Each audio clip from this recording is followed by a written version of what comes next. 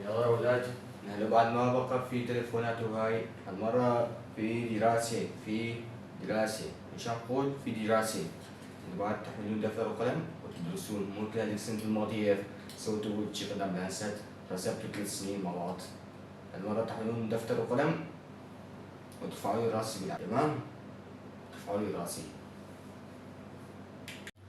ايه تمام. يابا من وين راح نجيب الدفتر والكتب؟ إذا نروح على المدرسة يمكن يعطونا، بس ما بعتقد إنه راح يعطونا دفاتر.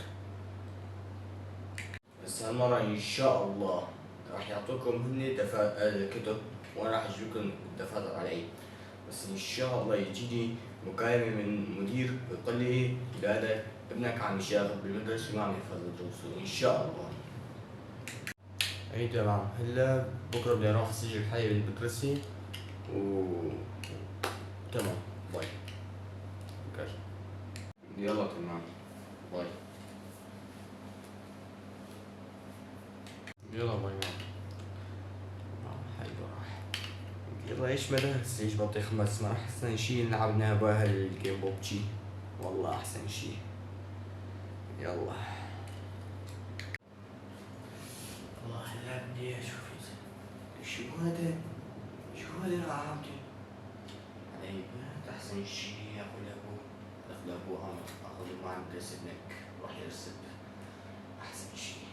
تعال خليه يربيك من اول جديد، خليه تدرس. تعال هلا تاخذ لابوك،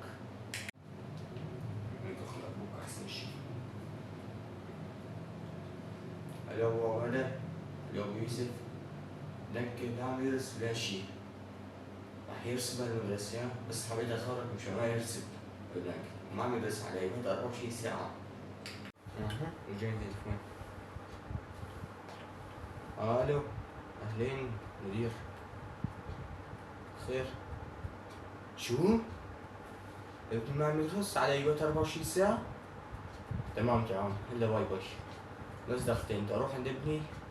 سلام سلام باي. ما عم يدرس هذا الكلب 24 ساعة على الإيباد، ما عم يمسك الدفتر والله. لا هلا ضلك. تعال وين هذا الكلب وين؟ الله على الإيباد كمان يا ولد. ايش انت عم تدرس يا ولد؟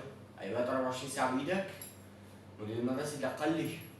ليش دق لي؟ لأنه قال لي ابنك بده يرسم السنة وعلى ايباد 24 ساعة. والله شو بسوي هلا؟ تعال.